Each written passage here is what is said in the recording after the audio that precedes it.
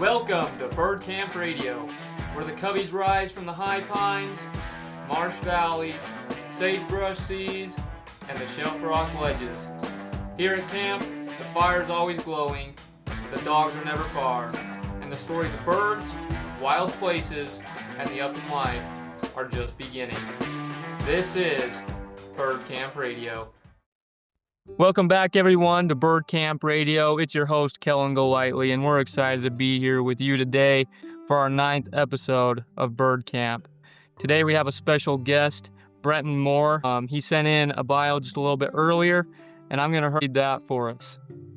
Brenton Moore is a United States Marine veteran and the owner of Broke Dog Fly Company out of Belgrade, Montana. After separating from the Marine Corps in 2017, he found purpose in the outdoors, becoming an avid big game hunter and fly fisherman. It wasn't until the age of 28 he hunted behind his friend's GWP for the first time and fell in love with upland hunting and hunting dogs. Earlier this year, after somehow convincing his wife to add a 4th dog to the family, he brought home his first bird dog, a Wirehaired Pointing Griffon named Reba, from Double R Griffons out of Jerome, Idaho. After months of training, Reba and Brenton have been chasing birds all over Montana, making memories and friendships in the upland community that will last a lifetime. Brenton, we're excited to have you on the podcast. How are you? Good. How are you doing? We are doing good here, and we're excited to have you on. How's things in Montana? It's been real good. Had some weather rolling today, so we haven't been able to. Was supposed to go hunting, but decided to go to work and be an adult. Everything's been going great. Hey, that's good to hear, man. I know it's sad that every once in a while we have to be big kids here and there. Yeah. I get that. Well, as everybody knows, or for the ones that are new to the podcast, we like to play a game, rapid fire around the campfire, before we get started. This game consists of 10 different questions. We have a leaderboard. It is a timed game. So whoever's the fastest gets to be on that leaderboard, and at the end of the podcast, we release that. So everybody stick around afterwards, but if you're ready, Brenton, we can get started. Yeah, try my best. Let's do it. Sounds good. All right, here we go. Favorite wild bird to chase? Bluegrass. Most challenging bird? Bluegrass. Favorite dog trait? Loyalty. Best bird for eating? Bluegrass. Go to field snack? Beef jerky. Dream hunting destination? Montana. Favorite month to hunt? Game bag or vest? Fireized vest. Solo hunt or with a group? With a group. Lead or steel shot? Whatever's cheapest. That's a good answer. That's all the questions. Nice job, man. That's good. So you're a bluegrouse fan. Yeah, I mean, just being up high in the mountains, early September, you can't really beat it. No snakes, not as hot, and they live in such cool places up there. Oh yeah, you've listened to a few of the episodes. That's one of my favorite things to hunt here in Utah. I mean, we got the great mountains for it. There's just such cool birds. They get big, which is, I mean, after putting a whole bunch of miles on in the mountains, a nice big bird makes you feel a little bit better about spending all day out there. Yep, I get that, especially right now. For the people that have listened to the last podcast, we had our Utah DWR biologist on, and she was talking about how the blue grouse reverse migrate and how they'll work up as the winter gets worse. And right now we're definitely getting into that. We're working our tails off for those birds now. So whenever we get one, it's a treat. Yeah, I started hunting them this year, and I think was finding them at 7,000 feet in September. So if they go higher, it's like, one, I don't even know if some of the roads are going to be open much longer now that we're getting snow up there. You got to really want it to go higher later in the year. No, you definitely do. Like for us, I mean, we're of course you're always hiking in quite a bit, but it's nice to have a side by side to get us up there a little bit. Or we like the horses just so we don't have to hike nearly as much sometimes, but it's gonna start getting a little bit more difficult to get them up there this time of year. Oh yeah, the horses would be sweet to take up. Get up real high and then just they're just big dogs. Honestly, man, because like we flush birds like crazy on the horses. I don't know what it is about them, but we'll flush them. They'll go. We'll watch. Tie the horses up and go over there and flush them again, so it's not too bad. It's a pretty good setup. Yeah, it was sweet. No, that's awesome, man. So, kinda going into the podcast now, as many of you know, and of course for new listeners, what we like to do on the Bird Camp Radio podcast is focus on, the uplander's bio, and so kinda segueing back to you, Brenton, and your, story, how did you kinda start, how did you get into, upland game hunting? Oh, I didn't grow up hunting or I mean, I fished like most kids do, little ponds and everything. But I didn't know anyone in my family that hunted. I would hear about my grandpa on my mom's side. They're from Kansas, so he killed anything that they could eat. But I didn't really ever get introduced into hunting until I was in the Marine Corps. And one of my really good friends, and he was my roommate for most of the time I was in the Marine Corps, was from Montana, up in the Bitterroot Valley. So he would tell us about like hunting with his dad and stuff, and it just really like intrigued me. And I remember like 2015 deployment watching the old Montana wild videos, and I was just like, that is rad. And then I moved to Arizona and was out of the Marine Corps and kind of lost and just needed to find something that like gave me purpose again. So I started fly fishing, which led to hunting. Then when we moved out here, I just kind of dove headfirst into hunting and fishing like as much as I possibly could. Um, and I was always just a huge dog guy. I mean, I have 4 dogs, kind of a crazy dog guy for some people. And after, chasing elk around during the rut with a bow, you want a little bit of a break. And so I went out bird hunting with a couple buddies and just saw how awesome uh, bird dogs were and seeing them do what they're bred to do and how happy they are. And I was just like, oh, I got to do this. That's a cool story. So, I mean, you originated from California, um, a Marine veteran, and I just wanna say thank you for your service, on the behalf of myself, and I bet everybody here on the Bird Camp Radio podcast would say the same. I just wanna say that. It's a privilege to get to talk to guys like you. I know in one of our earlier podcasts, we got to talk with Robbie Mulligan, who's a canine police officer out of Arizona, and you guys just bring a whole different plate to the table, and I just admire that and respect what you guys do and being able to continue to go and live your passions out. It's amazing to see that. So thank you for that, man. Oh, thank you. But that's cool. Started out in California, got into it, moved to Montana.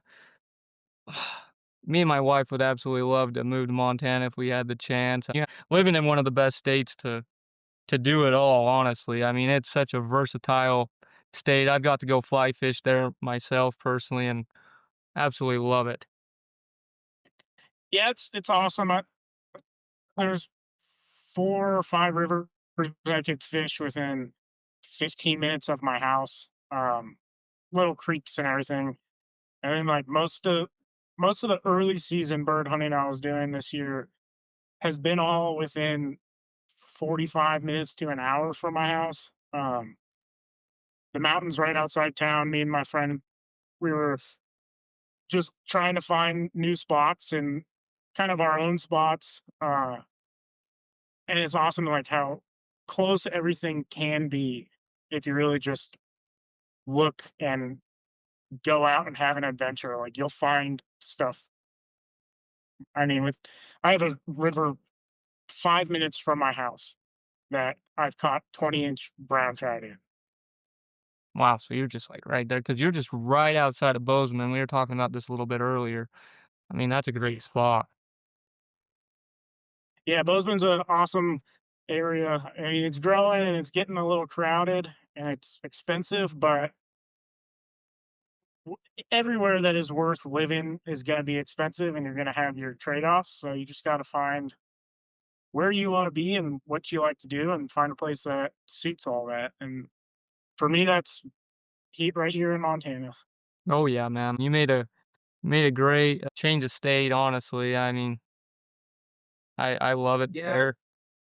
When I first got out of the Marine Corps, I was living down in Phoenix. Had a friend out there from the Marine Corps, and Arizona was an awesome place to live for a bit, but Phoenix Valley just compared to here, it's night and day difference of like what you can do.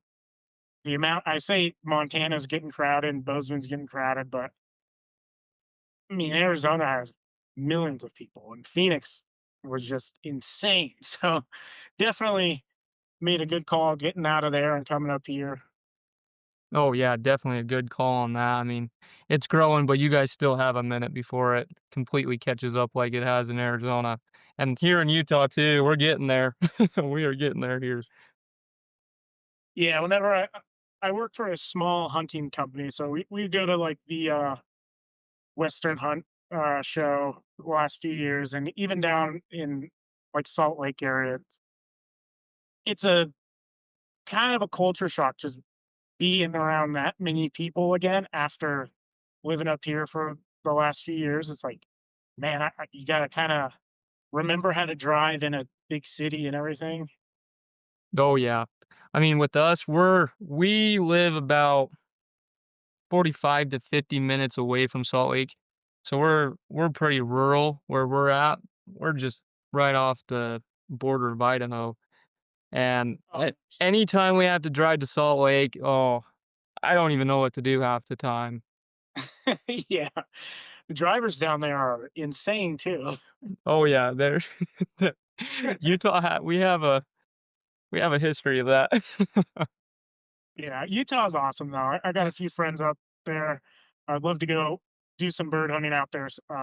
Hopefully next year if Reba's a little bit more dialed in. I mean, she's only 10 months right now, so it's hard to say she's not dialed in, but Getting there. How old is she again? she'll be 11 months in like 2 weeks. Um, but yeah, she's still just a little pup. Got some growing to go. That's awesome, man. Well, when you come to Utah, let us know and we'd love to catch up with you and maybe go on a hunt. We'd love that. Oh yeah, definitely. So kind of with that, man, kind of going into the dog part of your upland story. Walk us through that first time you hunted with your buddy's GWP. What did you see or feel that made you fall in love with upland hunting? What was it? Well, I'll say there was a real bird dog there, and there was a Great Pyrenees something that is just a hunting dog. Uh, the guy that has that dog, he just takes it out every day he goes hunting. So it was like you seeing a real bird dog is like those dogs were bred for that specific thing, and they are so happy that they're doing it the entire time. Like it coming from like I'm just a huge dog guy. I got my first dog when I was 18 in high school. Somehow I thought I could keep her hidden from my dad. He was asleep when I brought her home. I'm like, I could probably keep this hidden for a bit. But I've just always loved dogs. I have a lab as well that not a bird dog at all. She's perfect lab, but I would never be able to hunt with her. So just I always have in me like I just want to see happy dogs. Happy dogs make me happy. But there's like a difference for me now between like just pet dogs and then like a working dog, seeing it do what it was meant to do. Like there's nothing that I have seen in like the world that is cooler than watching a hunting dog hit a scent and point a bird and then watching the grass just erupt with a covey of huns or what we were hunting sharptail the first time. So just seeing like how stoked the dogs are. And then even my buddy's Great Pyrenees that day has no idea what it's doing, but is just so happy it's out there running and being able to run free and like just not a care in the world. Um, really like gave me a feeling deep down like, all right, I know I'm always gonna have dogs, but the next dog is definitely gonna be a bird dog. And like I'm gonna dive into this because it's just the coolest thing ever. Oh, I completely agree. So, for the ones that have listened before, they know that right now, me and my wife, well, we technically have one dog, but it lives at my in-laws, and she's not a bird dog by any means, but kind of like what you were going off of. We'll take her every once in a while to go hunt like blue grouse or ruffs, something easy and easygoing, and it's just amazing to see how those. She doesn't even really know what she's doing. She could tell that there's something there, a little bit of instinct, but those dogs just light up just being able to get out there and have the opportunity to go run and have a good time like you were saying. It's hard to beat a happy dog and that makes you happy inside. I know it does for me too. So that's awesome, man. That's good to hear. Yeah, yeah. All of my other dogs are I mean, my Doberman's about to be 13, my Lab's almost 12, and then we have an Australian Shepherd as well that is about to be 10. So they're all getting up in there in age, and like we've always taken them camping. Like, really, they've always gone everywhere with me. I don't like leaving my dogs. I don't really go on a lot of vacations because I don't trust people with my dogs, you know. But as they get older, it gets hard not being able to take them to do more things. And most of like I was saying, I work for a very small hunting company, so most of the time during the hunting season, I have weekdays off to hunt, and all my friends have real jobs, you know. So I'm always hunting by myself, and then getting Reba, it's like I get the best parts of all of my dogs, all my older dogs, in this one little like fiery little redhead Griffon that I get to take out hunting with me. So now I'm not no longer alone, which has been one of the funnest parts. Is like I get to go hunt and I'm not by myself anymore.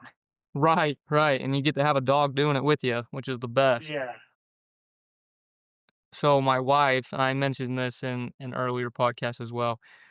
She had the opportunity to go and do a do a hunt here in Utah, a little pheasant hunt for new hunters, and she got to hunt behind a few mentors and their dogs, and you could tell this guy. We're actually gonna have him on the podcast here in January, but he's he's a part of the Utah Wild Chucker Foundation, and it was just amazing to hear him talk about his dogs. He's like, you can tell this man loves his dogs more than he does most people.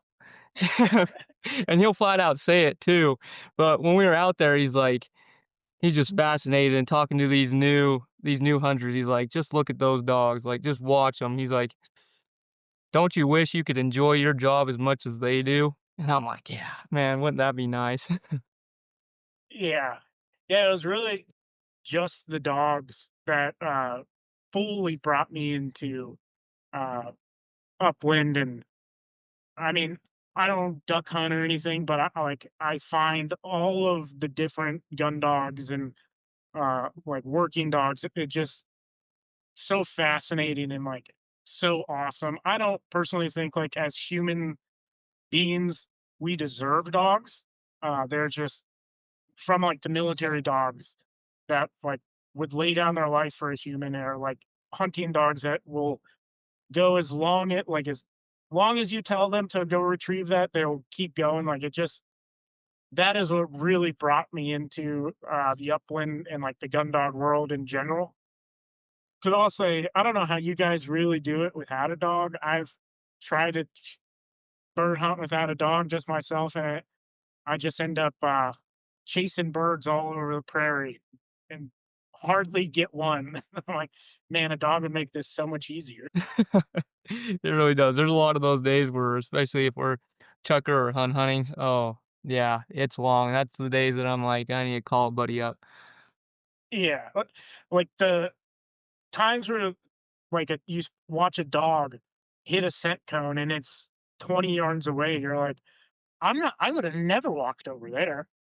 Like I've been walking for 2 hours. Like if you don't have a dog, it's got to be so hard. Oh, yeah, you're putting in a lot of miles with a whole lot of nothing most of the time. Yeah. No, it can be difficult for sure, and it makes it so much easier when you got a dog, and honestly, it's just so much more fun. I mean, that's gonna be the first thing when we get a place of our own. Well, as long as my wife says it's okay, the dog's gonna be the first gift to that house. I'll say, even if she hasn't said it's okay, she can't stay mad at you for that long if you just bring a dog home. There's a puppy at the house. How's she gonna be mad?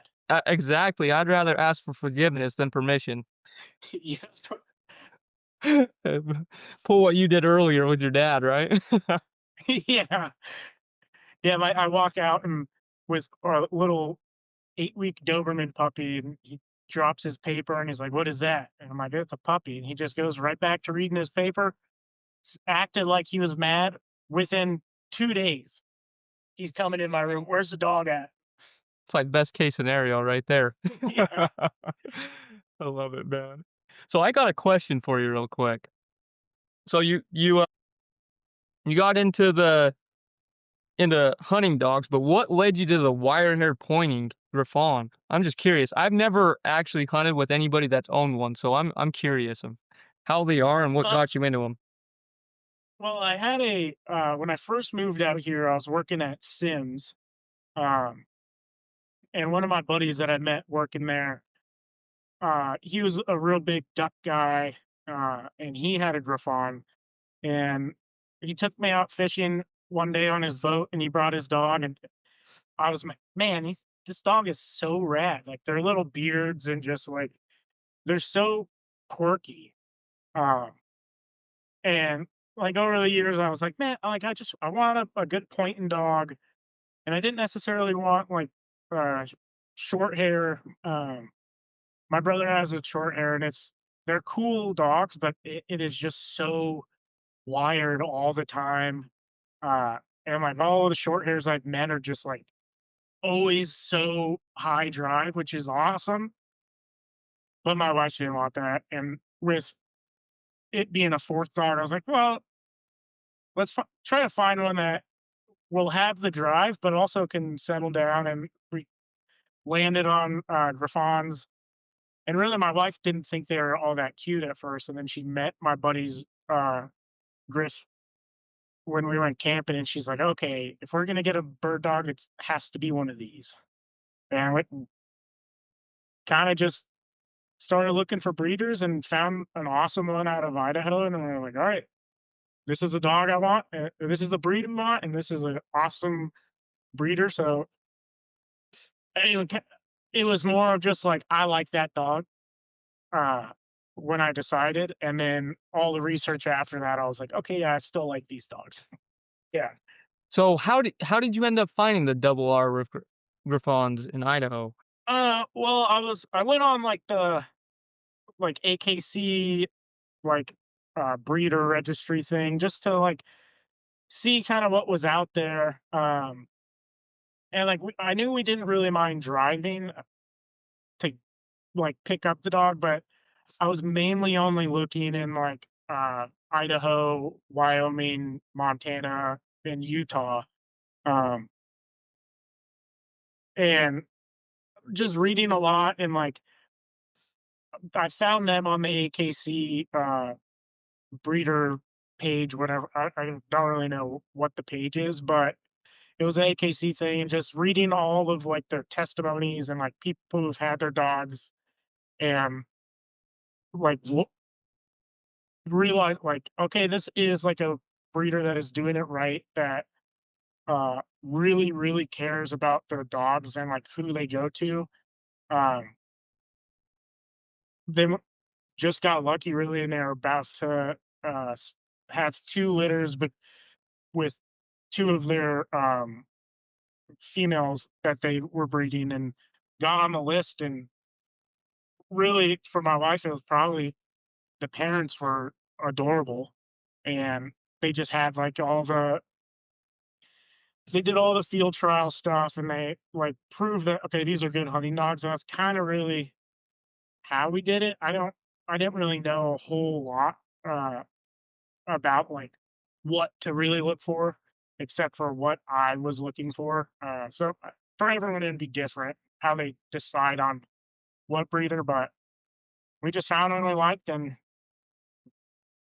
they were having a litter, so we got on the list. Hey, that's all that matters, man. You got what you wanted, and the rest is history now.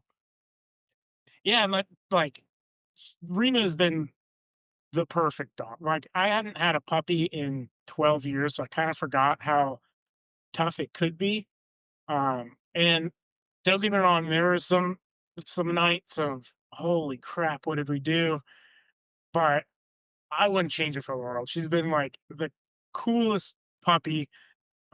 Like all the other dogs just love her. She has like a little bit of every one of our other dogs, like in her, like all her mannerisms and stuff. So we did get really lucky. And I mean, I will definitely be having Griffons the rest of my life. And as long as Double R is breeding, I will get a dog from them. Like they're just the coolest, nicest people. And they just, you could tell when like a breeder is all about the dogs, and when a breeder is like kind of more about money. And like these people just love the dogs and really care about what they're doing for the breed. And to me, it's just awesome. Like I've fallen in love with the entire gun dog world, that like I nerd out on stuff now and like read all the books, like read all the forums and everything.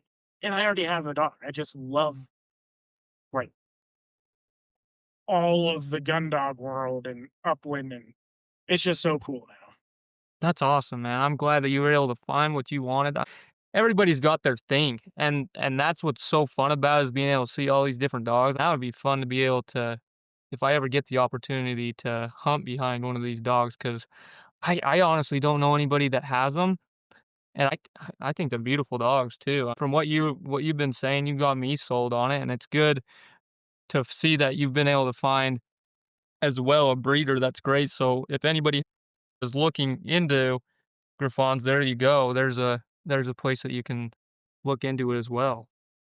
Yeah, I've also found, especially since getting Reba, like we went and did rattlesnake avoidance with one of the gun clubs out here, and like the amount of people that have Griffons, uh, even just around where we live, is kind of insane because they're not that like popular of a dog. I think they're gaining popularity, but like the amount of people that I've met that have them now, it's awesome. And like the Griffon breeders in especially Idaho. I don't know what it is about Idaho that makes Griffons, but there's some really good Griffon breeders in Idaho, Montana, Wyoming area. I think maybe they just with the longer coat, it's better in the like colder climates, but there's a lot of really good breeders. And I just think like do your research on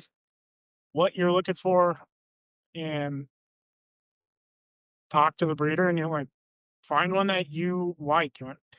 I've stayed in touch with Double R. They have like a Facebook page for past litter owners to post like their dogs hunting and stuff. So it's really cool. Hopefully get to hunt with some of Reba's brothers and sisters here this season or maybe next season. But yeah, it's awesome, man. Yeah, that would be a great opportunity, and that's what we like to hear. I mean, it's cool to be able to see that you got a community over there where you can share the same passion with those dogs, and as well being able to have the relationship that you do with the breeder and having the community within that. That's pretty neat. I don't think a lot of people have that opportunity. Um, yeah, Yeah, the breeder mess or texted me a couple of weeks ago just asking how her hunting season's going, and um, I guess he a couple months ago bought like he has like 150 pheasants now out on his little farm, or I don't know how many acres he has, but enough to have 150 pheasants. Uh, so I think next season sometime we'll drive back down to Idaho and go hunt with the breeder and Reba's parents and stuff. So that'll be really fun. yeah, that'll be a cool opportunity. You got to keep us posted on that. See what ends up happening out of that. I'd like to hear that story. Yeah, you'll have to get up here.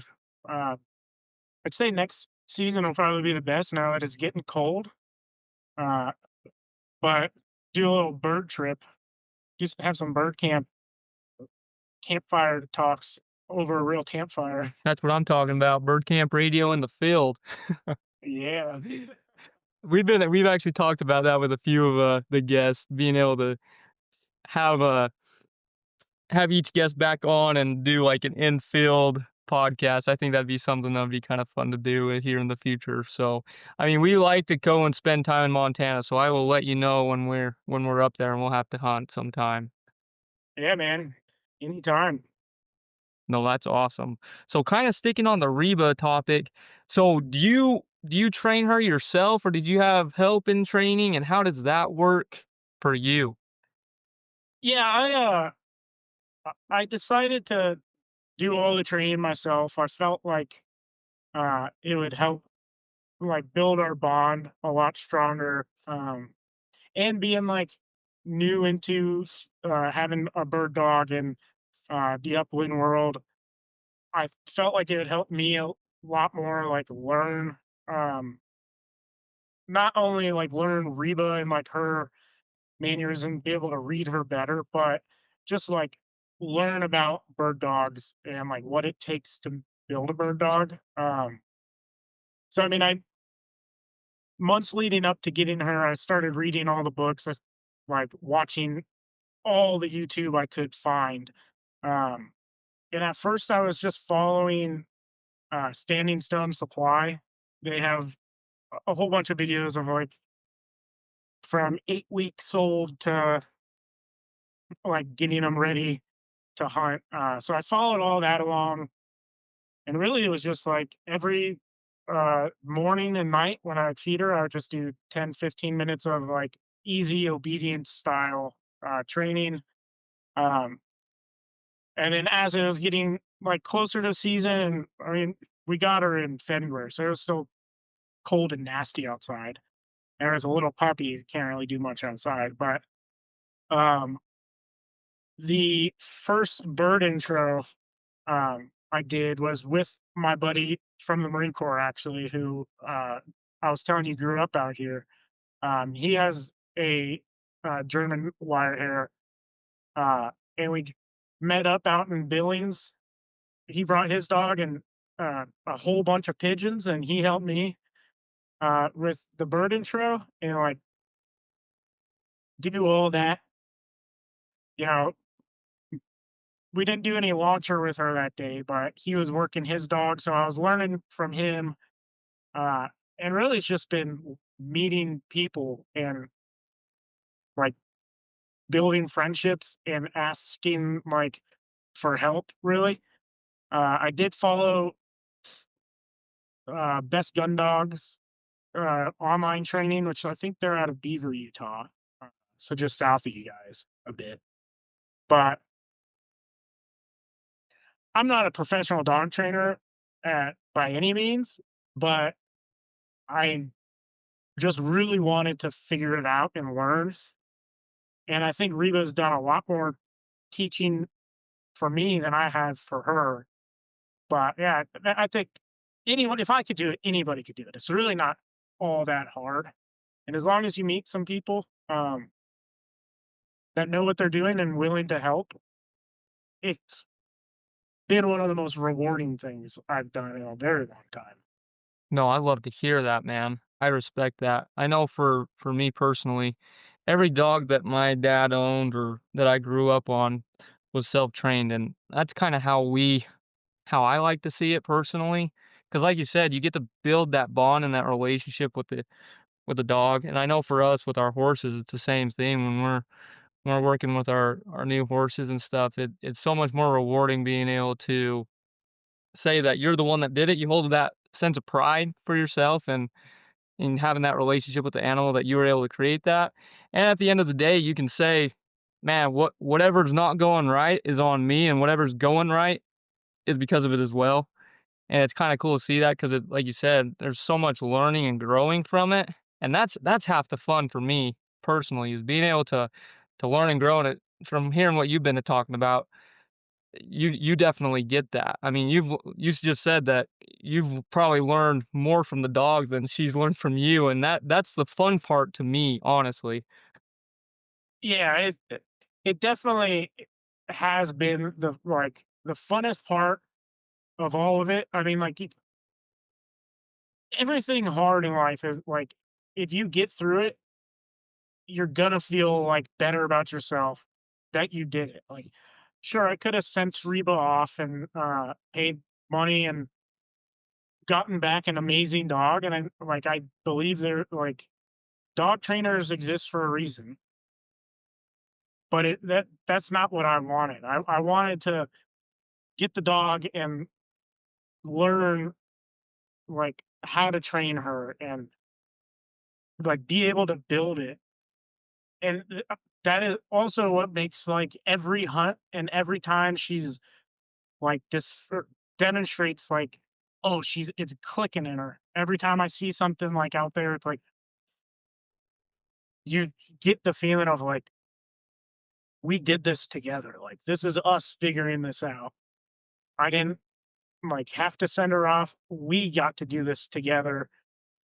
And I'm even just as excited for this off season to work on like new things and a little more like in depth things with her as she gets older. I'm more or just as excited to do that than I was to hunt her this year. Right. No, that's awesome, man. To hear those kind of stories and being able to learn more about your relationship with your dog, that's pretty neat.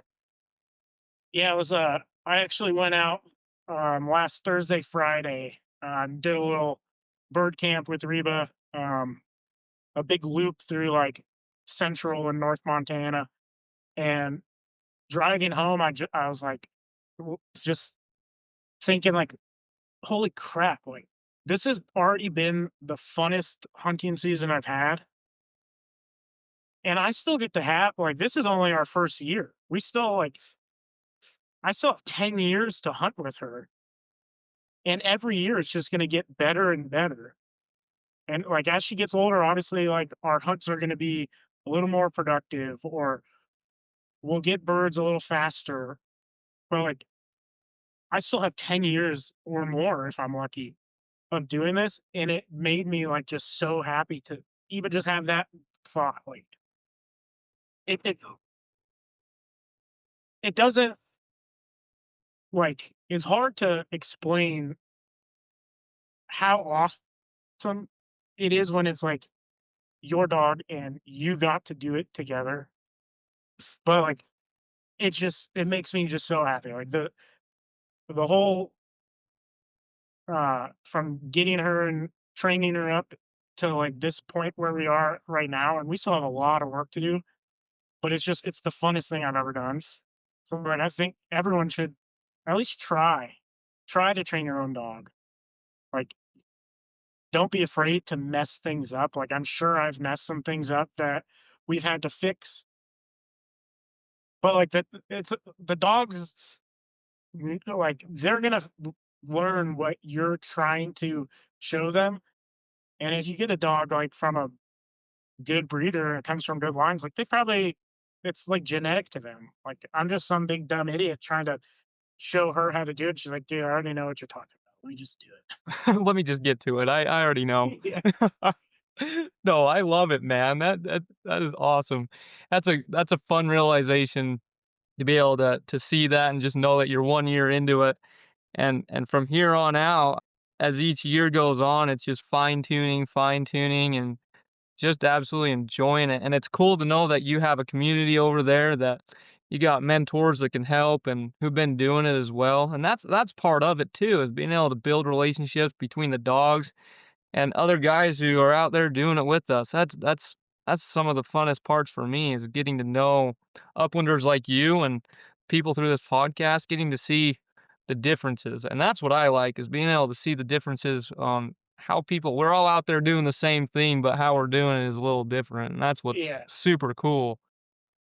Yeah, what I have found and I think is really cool, about the, upland community is, like, for the most part, like, there's bad apples in every bunch, but for the most part, everyone I have met has been, like, so kind and genuine and, like, want to help and, like, want they wanna see you and your dog succeed versus, like I mean, I love the big game hunt, like, and I work in the, hunting industry, so, like, we see all of it, and, like, there's some awesome, big game hunters that, like, want to see the community get better, but then there's also big game hunters that it's more of like a, "No, this is what I do, like, I'm not gonna help you because I don't want you to take away from my hunting."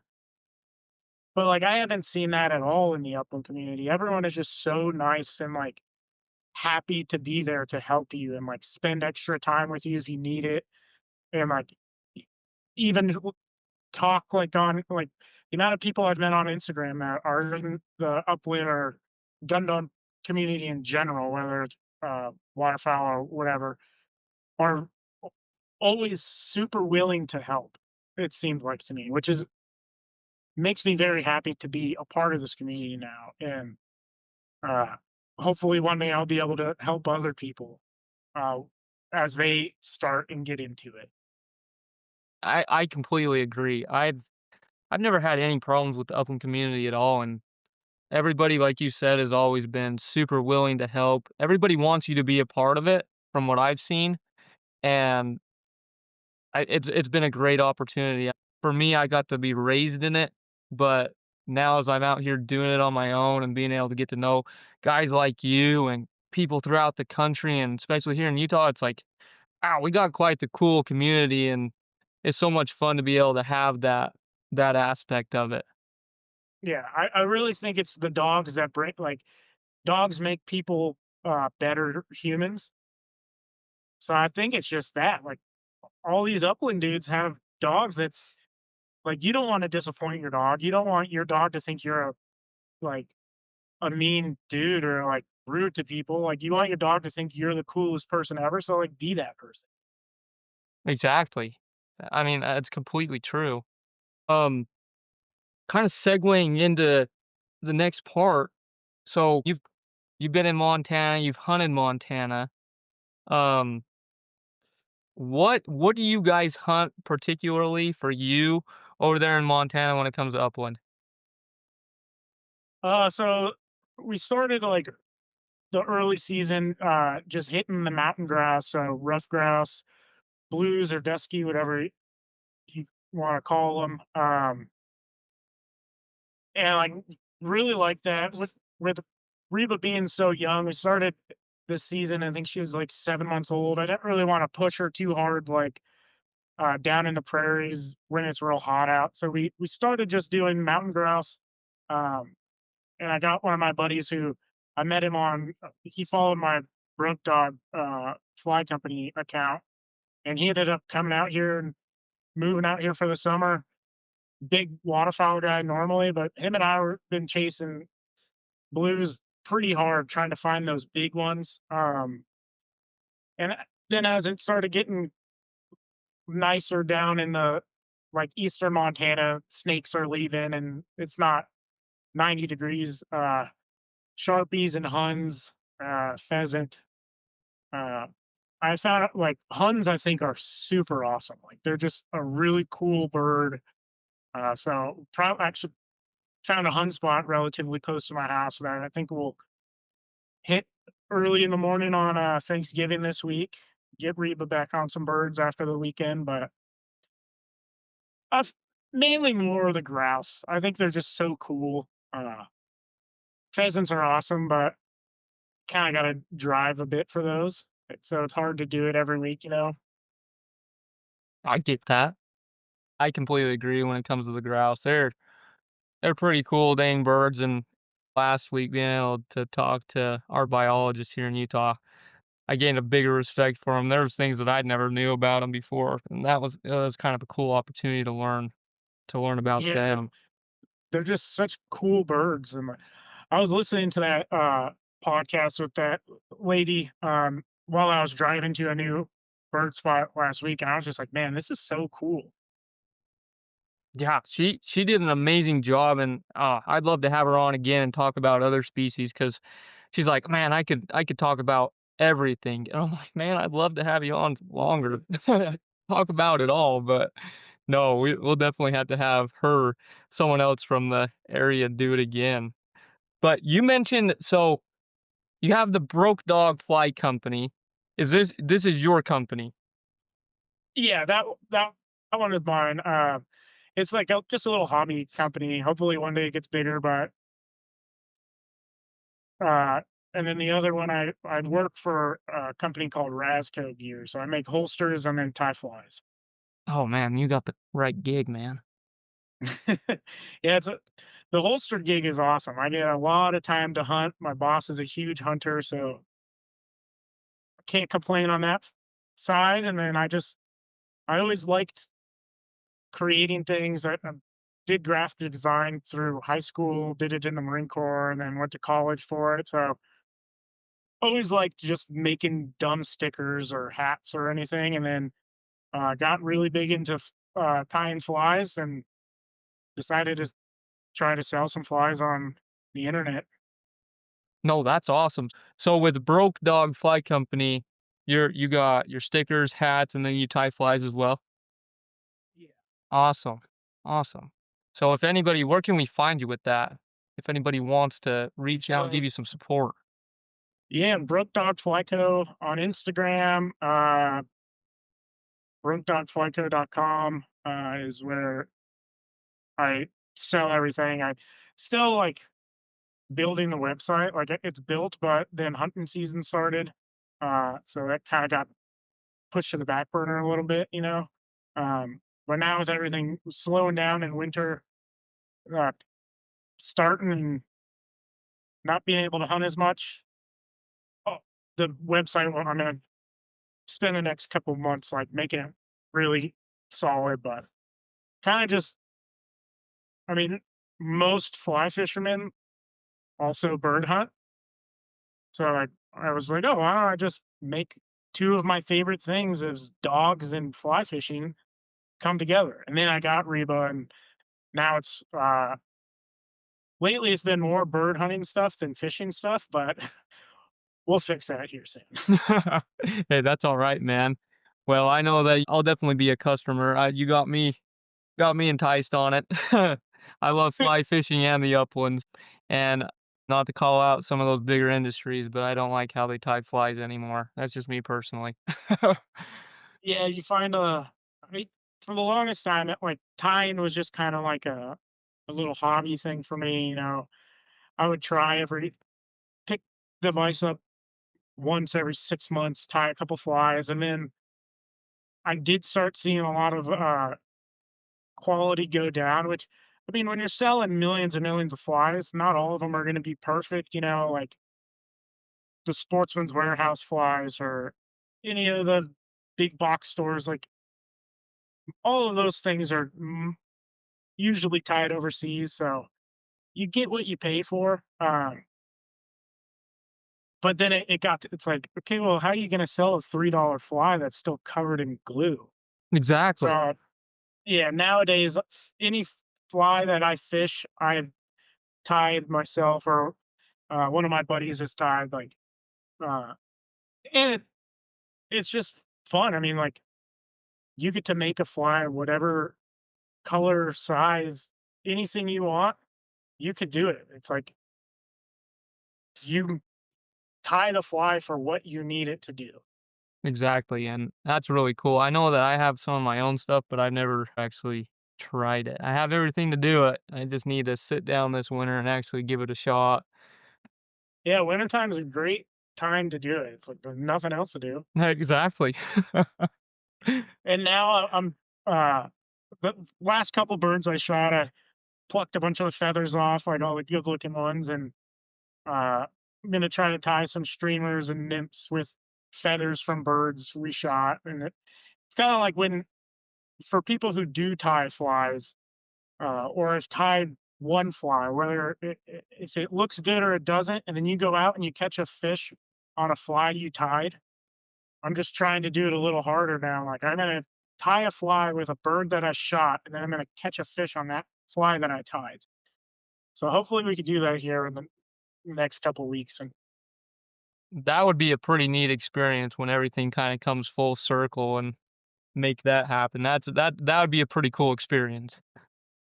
yeah, like, even I have a couple of pheasant feathers here that uh, I'm looking at right now, and it's like, man, being able to put one of those on a fly and then catch it, and knowing, like, Reba and I went out, shot these birds, came home, tied a fly, and then went and caught a fish. Like, maybe I'll try to make a video of doing that. That'd be sweet.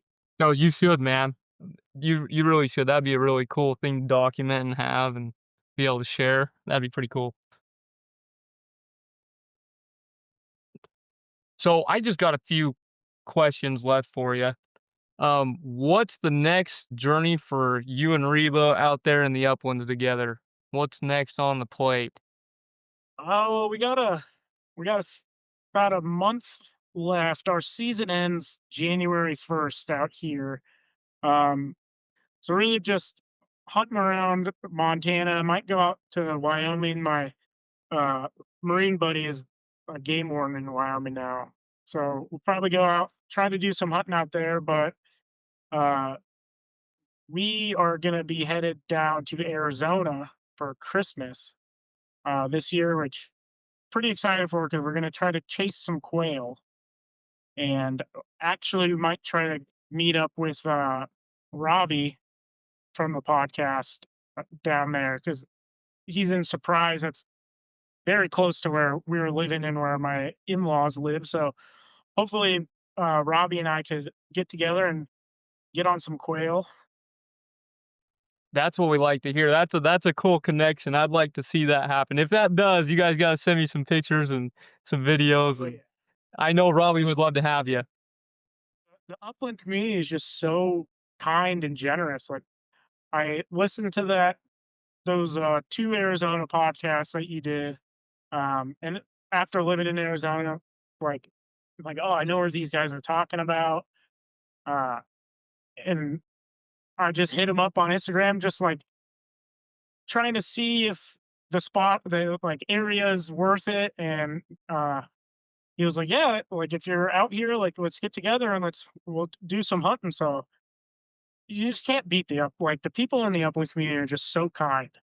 Like, I don't know this guy, he doesn't know me, but we love bird hunting and we love dogs. So, like, let's get together and let's do it. Yeah, and that's the cool part, man. And I know if you get with Robbie, Robbie's been a great guy. Me and him have been able to talk since the podcast and before, and absolutely love that guy. He's a cool dude. So I think you'd really enjoy that experience out there with him. Yeah, and hopefully we get to do that. Either way, I'm gonna try to chase some quail down there. My buddy that I was telling you with, that we've been hunting together, him and his girlfriend go down to Arizona in the winter, so he's actually there right now. He was sending me pictures quail hunting today. Um, so hopefully get him and the dogs together. He has a little some sort of setter he got from a old ranch hillbilly in Oklahoma that is just him and Reba were both on their first year this season and crushing it together. So getting Reba and old Willie together would be sweet. So We're excited to hear more of your stories with you and Reba and your guys' journey and the hunts that you're going on. It looks like you got a lot to look forward to. I got one question for you, the one last question.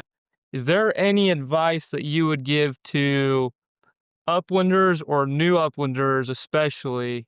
Any advice that you'd give them coming into it or for the ones that have already been in it? yeah, probably just if you're thinking of getting the dog, and obviously if you're able to get a dog, don't just go get a dog. But if you wanted to do it and maybe you have like a little hesitancy or you're like, I don't know if I'll be able to do it right, like just get the dog, do the training and hunt the dog. Like get out as much as you can and give your dog the best life you possibly could give. I know everyone like has probably heard the saying like our dogs are our best friends for part of our life, but we are their best friend for their entire life. Like that's really how I live with my dogs. And like as long as you do that, you're gonna be fine. Like you give that dog the best life you can, you'll be fine. But hunt the dog.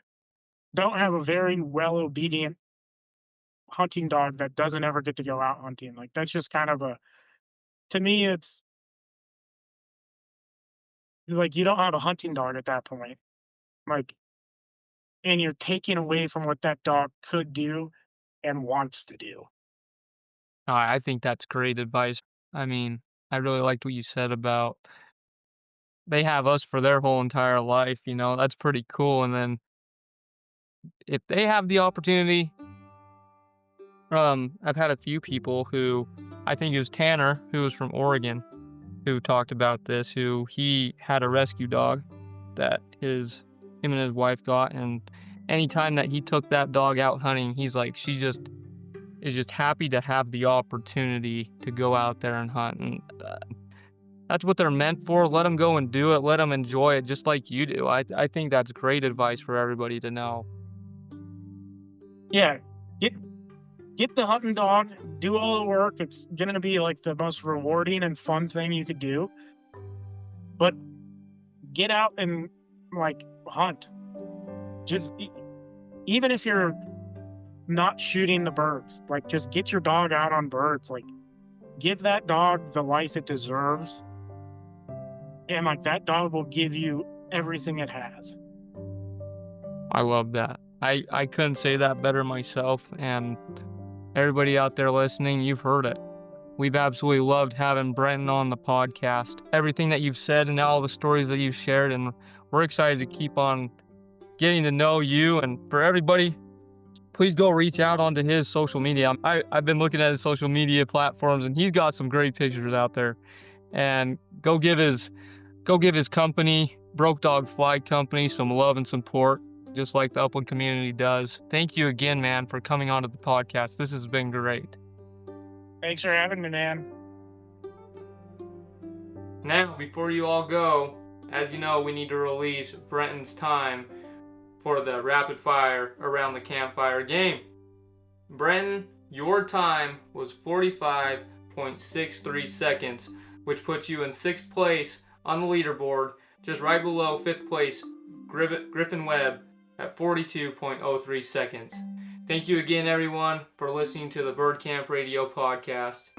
Please go follow us on iHeartRadio, Spotify, and Apple Podcasts. As well, find us on social media on Instagram, Facebook, and TikTok at Bird Camp Radio. As well, on top of that, we do have our Bird Camp Radio store, so go check that out. The link is in every single one of our social media platforms. If you have any questions, please let me know. Thank you again. You've been listening to Bird Camp Radio, where the high pines, marsh valleys, sagebrush seeds, and shelf rock ledges always call us back. Until next time, keep your dogs close, your shot true, and your campfire stories ready to share. We'll see you back at camp. Don't miss out on the next episode where we'll host our next guest on the podcast. You don't want to miss this one. Thank you.